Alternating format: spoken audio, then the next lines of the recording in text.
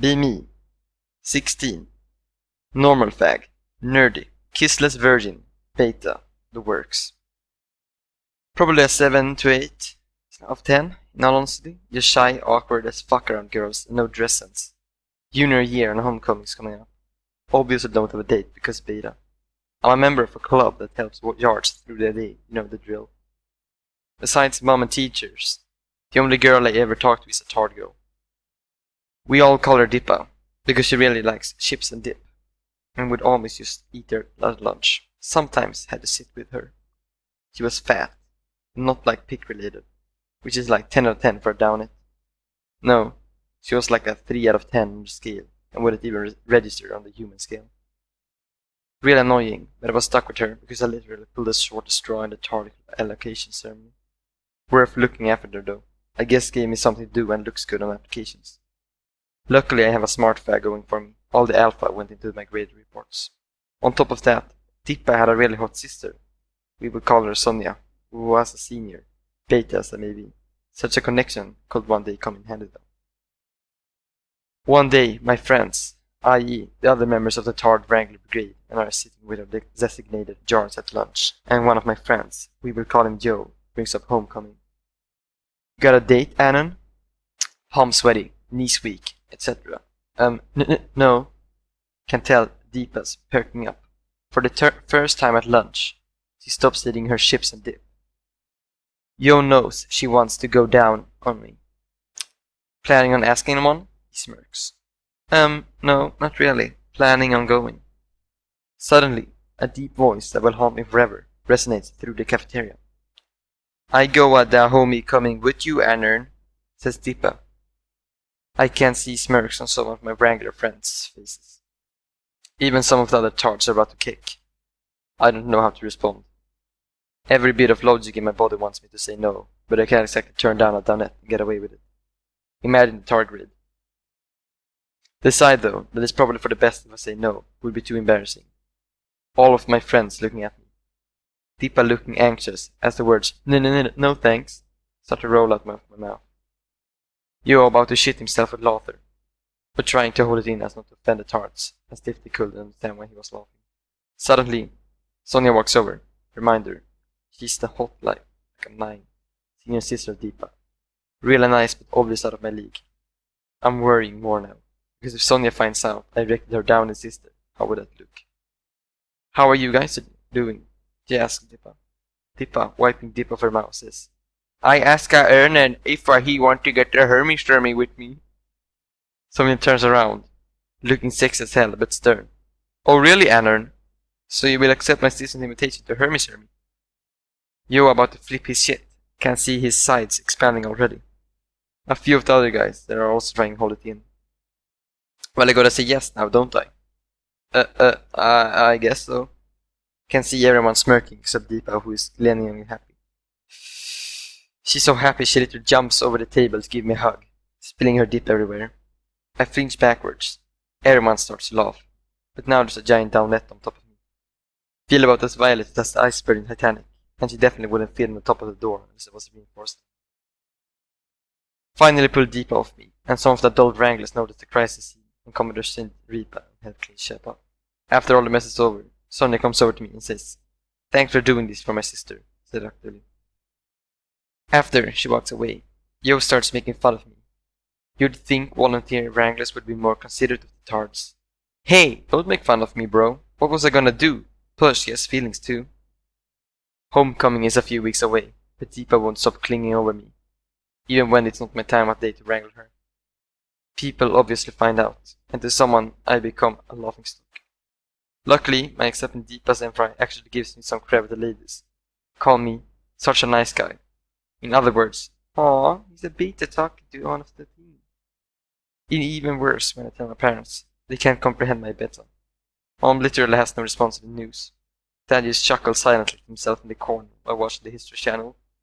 Decide to get ready for homecoming anyway. Realize, fuck it, I'm doing something good for society. Joe eventually calms down from his downscumming, jokes and realizes I'm actually a brave guy for pulling the shit.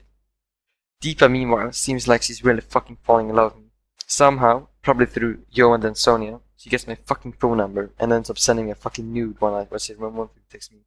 I would let the messages pile up and respond to about 40 at the same time. Nude, as you can imagine, is repulsive. Also, the first nude I'd ever received, therefore ruining technology-related sexual contact forever. Later I vomit a little upon receiving it.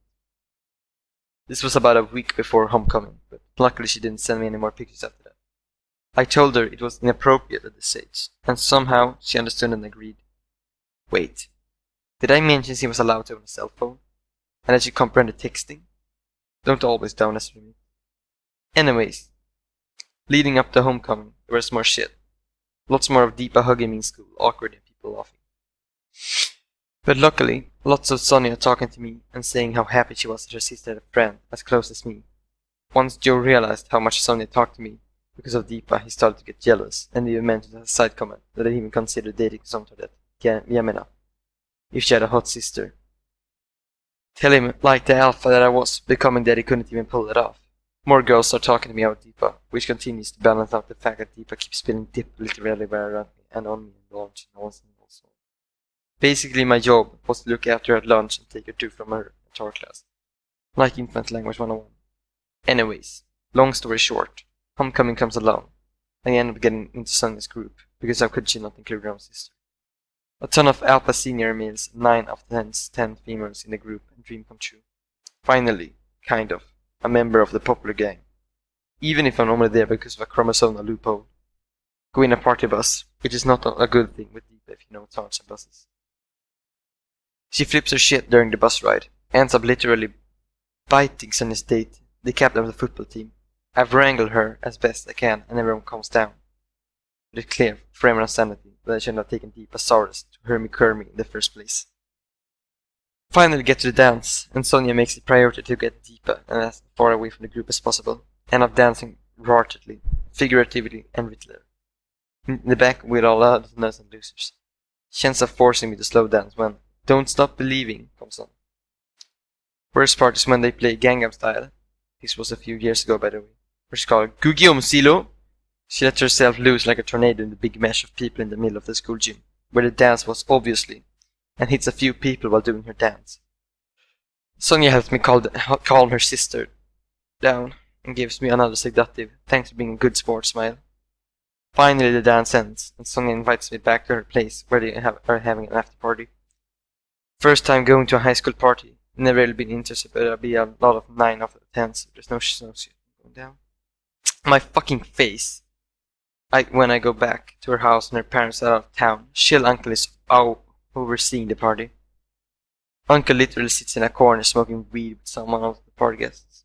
People like 50, 60 people there, guests all dancing, drinking, what you see in a movie, but not what you imagine seeing in real life. Especially if you're as beat as me. Dream comes true. One problem, I'm still with Deepa and still have to wrangle date her at the party. Perfect plan, CD of chips and dip. You know where this is gonna be, so I'll be quick. I send her over to the chips and dip, and she said, now from an session to Alpha. I have decided now that Deepa satisfied, I'll try and set up for her sister. I walked down over to somewhere where some music dancing is going on. We're in the basement, by the way, and join Sonia's group. We're just sitting chilling. Sonia introduces me and the people who weren't in the group and congratulates me for being such a good wrangle date. Everyone impressed by my patience. Sonia looking seductive again, not even looking to her football captain date who is off smoking a joint with Uncle. Girls all over me. Is hard wrangling really such a panty weather? Yes, announce, it is. I have a fun chat with Sonia and her friends. They learn I'm actually pretty cool despite being a shy tart wrangling nerd. By now I'm honestly not as shy. Deep actually did a lot of helping me get over it. Sonia did. Sonia and I found alone about after 30 minutes of conversation. She's obviously tired after organizing the party and people have gone off to drink, dance, smoke, weed, etc. We're just sitting at the couch at this point. You know, I've never been to anything like this in my life. I never even tasted alcohol before, I say to Sonia. Well, there's a first time for everything, she says smiling. Dick is a diamond now. I might go for a dating out. -9 to a 9. Well, I find her. The end.